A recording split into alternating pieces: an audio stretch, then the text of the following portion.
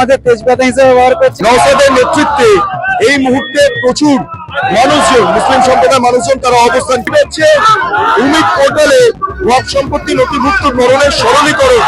বারবার মুসলিম সমাজের সাথে দ্বিচারিতা হচ্ছে। কিন্তু যিনি বলেছেন যে কথাটা দুধেল গায়, ঠিক আছে, পুরো মুসলিম সমাজটাকে উনি বলেছেন। আমরা বাংলাভাষী, আমরা একটা জায়গা থেকে উঠে এসে সে জায়গায় দাঁড়িয়ে থেকে আমাদের যেটা কর্তব্য, যে ওয়াকফ নিয়ে রীতিমতো বিশ্বাসঘাতকতা করলো রাজ্য।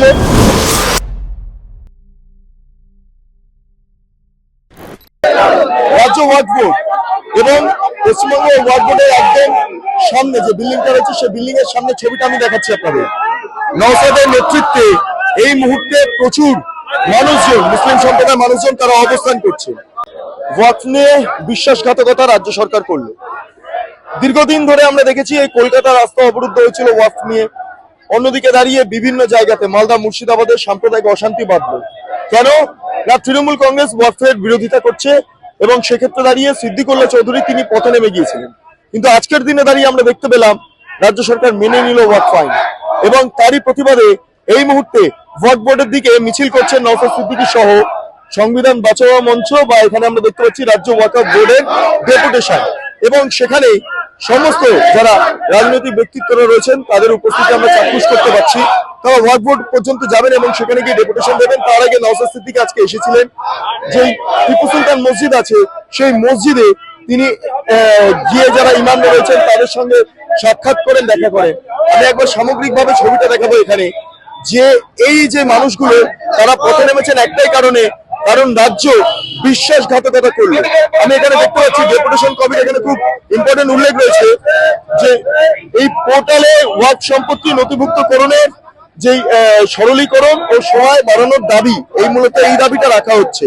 কারণ ইতিমধ্যে আমরা দেখতে পাচ্ছি যে ওয়াকফকে কেন্দ্র করে রাজ্য যে সিদ্ধান্ত নিয়েছে সেই সিদ্ধান্তকে সম্পূর্ণভাবে মানতে নারাজ এখানকার মুসলিমরা। কারণ এই মুসলিমদেরই কার্যত লেলিয়ে দেওয়া হয়েছিল বলা যেতে পারে বিভিন্ন জায়গাতে। কিন্তু আজকে পথে মুসলমানরা নামলেন, নেমে তারা প্রতিবাদ করছেন, তারা বিক্ষোভ প্রদর্শন করছেন। সেই বিক্ষোভটা আমরা চাক্ষুষ করতে পারছি। এখানে দাঁড়িয়ে স্লোগানিং করা হচ্ছে, স্লোগানিং চলছে, অবস্থান চলছে, বিক্ষোভ চলছে। এই মুহূর্তে পুলিশ সম্পূর্ণভাবে ওয়াকফ ঘিরে ফেলেছে যাতে করে কোনো অপ্রীতিকর পরিস্থিতি তৈরি না হয় এবং ইসলামিক সম্প্রদায়ের মানুষজনরা তারা ওয়াকফ বোর্ডের সামনে সম্পূর্ণভাবে দাঁড়িয়ে রয়েছে। এই ছবিটা ধরা পড়ছে, ছবিটা ধরা পড়ছে কারণ এই দাবিটা খুব ইম্পর্টেন্ট। আমি একটু তাদের কাছ থেকে চেয়ে নেবো, একবার একটু দাবিটা যদি আপনাদের দেখাই। দাবিটা হচ্ছে উমিদ পোর্টালে ওয়াকফ সম্পত্তি নথিভুক্ত ধরনের সরলীকরণ ও সময় বাড়ানোর দাবিতে রাজ্য ওয়াকফ বোর্ড ডেপুটেশন দিতে এসেছিলেন। তারা constitution protection forum, Naushad Siddiqui এই ফোরামটা তৈরি করেছে এবং সেই ফোরামের মাধ্যমে সামগ্রিকভাবে প্রতিবাদ চলছে। কনস্টিটিউশন প্রোটেকশন ফোরাম অর্থাৎ সংবিধান বাঁচাও মঞ্চ, সংবিধান বাঁচাও মঞ্চ, এবং সেই মঞ্চটা তৈরি করেছে নওশাদ সিদ্দিকী। এবং আজকের দিনে দাঁড়িয়ে আমরা যে ছবিটা দেখতে পাচ্ছি, দিকে দিকে মুসলমানরা সম্পূর্ণভাবে সম্পূর্ণভাবে এবং স্লোগানিং চলছে। আমরা সেই ছবিটাও চাক্ষুষ করতে পারছি। বিশ্বাসঘাতকতা কোন জায়গায় দাঁড়াতে পারে সেইটাই কার্যত আজকে এই মুসলমান সম্প্রদায়ের মানুষরা বেরিয়ে এসে ওয়াকফ বোর্ডের সামনে যে বিক্ষোভটা দেখাচ্ছেন, রাজ্য সরকারের বিশ্বাসঘাতকতাটাকে একদম প্রকাশ্যে আনছেন, তার বলার অপেক্ষা রাখে না। একদম সম্পূর্ণভাবে সাদাকে সাদা কালোকে কালো বলার মতো মানুষ এই মুহূর্তে ওয়াকফ বোর্ডের সামনে ডেপুটেশন তারা দিতে এসেছেন। নওশাদ বলছেন, একবার শুনবো। মমতা ব্যানার্জি বলেছিলেন যে আমি থাকতে এখানে ওয়াকফ আইন লাগু হতে দেব না, আবার তিনি বলছেন আপলোড করতে হবে। আমাদের নির্দিষ্টভাবে কনস্টিটিউশন প্রোটেকশন ফোরামের পক্ষ থেকে আমরা দাবি রেখেছি আমাদের উমিদ পোর্টালে আপলোডের জন্য কম করে 1 বছর সময় দিতে হবে, টাইম এক্সটেন্ড করতে হবে। এই 5 দিনে সম্ভব নয়। দ্বিতীয়ত আমরা যে দাবি রেখেছি আমাদের এই ফোরামের পক্ষ থেকে যে সরলীকরণ করতে হবে, যে পেপারগুলো চাইছে 46 ধরনের ডকুমেন্টস চাইছে, সেটা ইচ্ছাকৃতভাবে তারা ডিস্টার্বে ফেলার জন্য অন্যায়ভাবে মুসলিম সম্প্রদায়ের পূর্বপুরুষের শুধু রেখে যাওয়া নয়, আপনারা জেনে রাখুন এই ওয়াকফ সম্পত্তি অনেক এই অকাপেও সংসদীয় সম্প্রীতির বার্তা বহন করে অনেক আমার নন মুসলিম ভাইরাও কিন্তু মুসলিমদের স্বার্থে সম্প্রতি ওয়াজ করে গিয়েছে।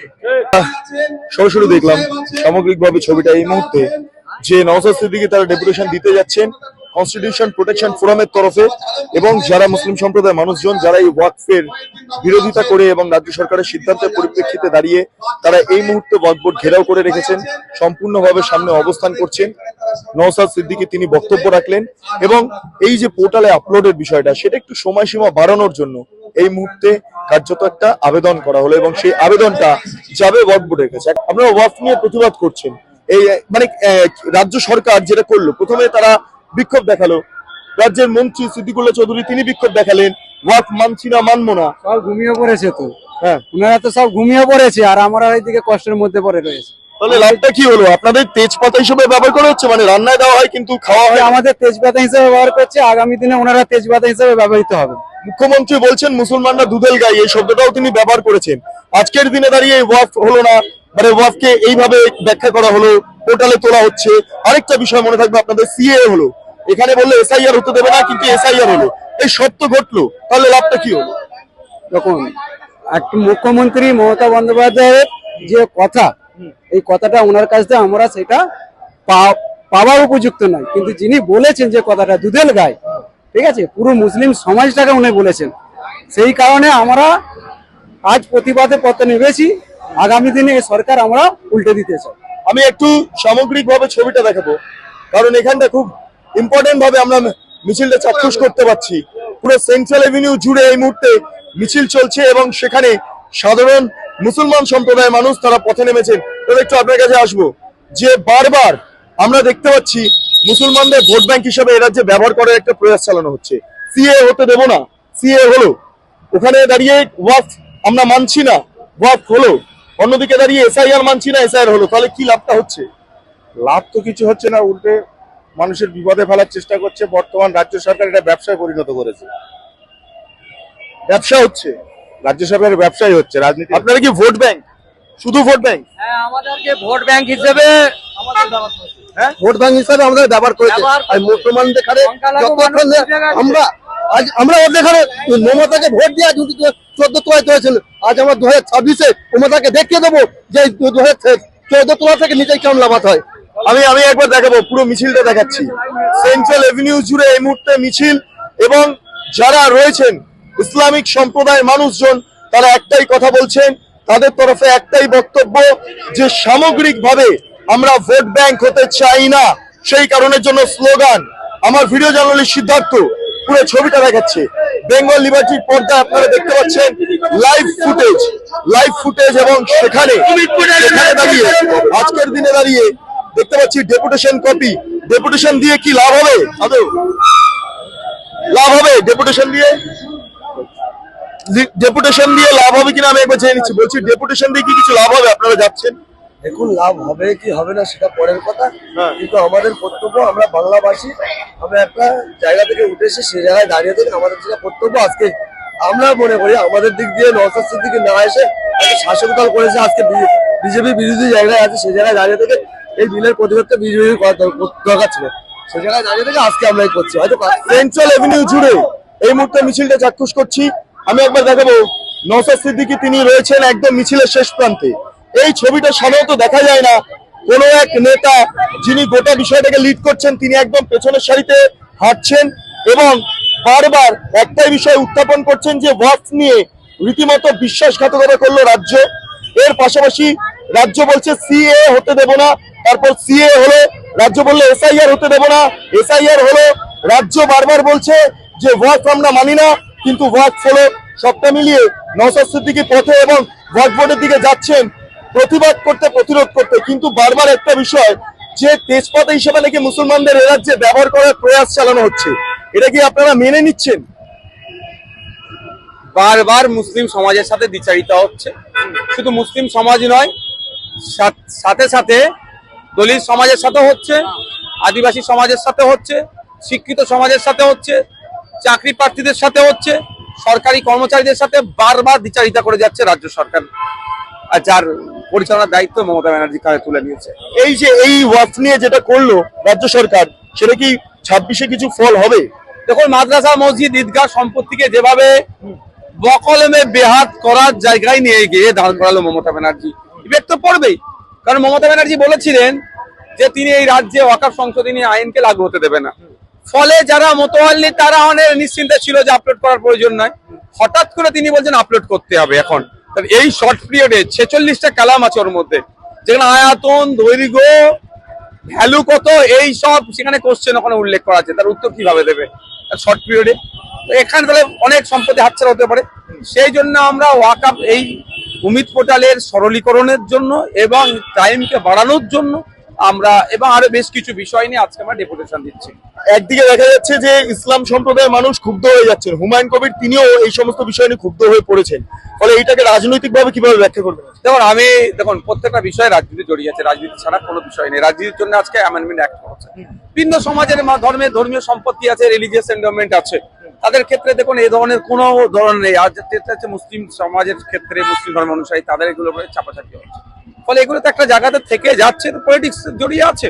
মানে আমরা নোংরা পলিটিক্সের আমরা ঘৃণা করি, আমরা নোংরা পলিটিক্সকে আমরা প্রত্যাহার করতে চাই। আমরা শুধু এতটুকুই বলতে চাই, রিলিজিয়াস এন্ডোমেন্ট অ্যাক্ট অনুযায়ী এগুলো চলুক। Thank you.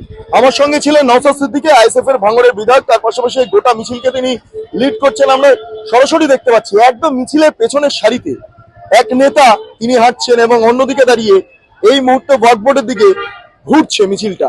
ছবিটা যদি দেখাই যে মুসলমান সম্প্রদায়ের মানুষ এই মুহূর্তে তারা ক্ষোভ পোষণ করছেন একটাই কারণে, কারণ বারবার দ্বিচারিতার প্রমাণ মিলছে এখানে দাঁড়িয়ে। কারণ রাজ্যের মুখ্যমন্ত্রী বলছেন সিএ হতে দেব না, সিএ হলো, এসআইআর হতে দেব না, এসআইআর হলো, ওয়াকফ মানি না, ওয়াকফকে শেষ পর্যন্ত স্বীকৃতি দেওয়া হলো। এই যে মানসিকতাটা রাজ্যের বারবার সামনে আসছে, সেখানে দাঁড়িয়ে এই মানুষজন যারা সংখ্যালঘু সম্প্রদায় তারা নেমেছেন। আমি একটু আপনার কাছে যাব, যথেষ্ট বয়োজ্যেষ্ঠ মানুষ। মমতা বন্দ্যোপাধ্যায় যেই জিনিসটা করলেন, যেগুলো যা করছেন, আপনারা কি সমর্থন জানাচ্ছেন না সেটার বিরুদ্ধে বিরোধিতা করছি? আমরা বিরোধিতা করছি মমতার এই যে দ্বিচারিতা, আমরা এটা চাচ্ছি না। হ্যাঁ, আমাদের সংখ্যালঘু উন্নয়নের যে ইয়েগুলো ওয়াকফ আমাদের ফিরিয়ে দিক, মমতার এগুলো আমরা চাচ্ছি না। আপনারা কি ভোট ব্যাংক হিসেবে চিরকাল থাকবেন? না, আমরা ভোট ব্যাংক আর থাকবো না। আমাদের সঙ্গে অনেক দুশ্মনী করেছে, বেইমানি করেছে, আমরা আর ওটা আর চাইছি না। এর কি প্রভাব 2026-এ পড়বে বলে মনে করছেন? 26-এ এর ভালো প্রভাব পড়বে। কোথায় পড়তে পারে? পুরো পশ্চিমবাংলায় পড়বে। মানে বলা হচ্ছে 30% সংখ্যালঘু ভোট, সেটা মমতার নাকি সম্পূর্ণ? না, আর মমতার কোনো ইয়ে নেই। মমতার কাছ থেকে সরে যাচ্ছে মানুষ, মানুষরা আরো সরে যাচ্ছে। অসংখ্য ধন্যবাদ। মানে আমি ছিলাম যারা সাধারণ মানুষ, তাদের সাথে কথা বলছি। ইসলামিক সম্প্রদায়ের মানুষ তারা পথে নেমেছেন, তারা বলছেন এই বিশ্বাসঘাতকতা সহ্য করতে পারছেন না।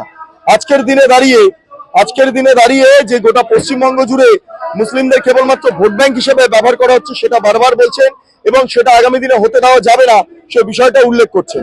বলা বাহুল্য, বিভিন্ন রাজনৈতিক দল এমনকি শুভেন্দু অধিকারী পর্যন্ত বলছেন মুসলমানদের তেজপাত হিসেবে ব্যবহার করা হচ্ছে, যে রান্নায় দেওয়া হয় কিন্তু খাওয়া হয় না।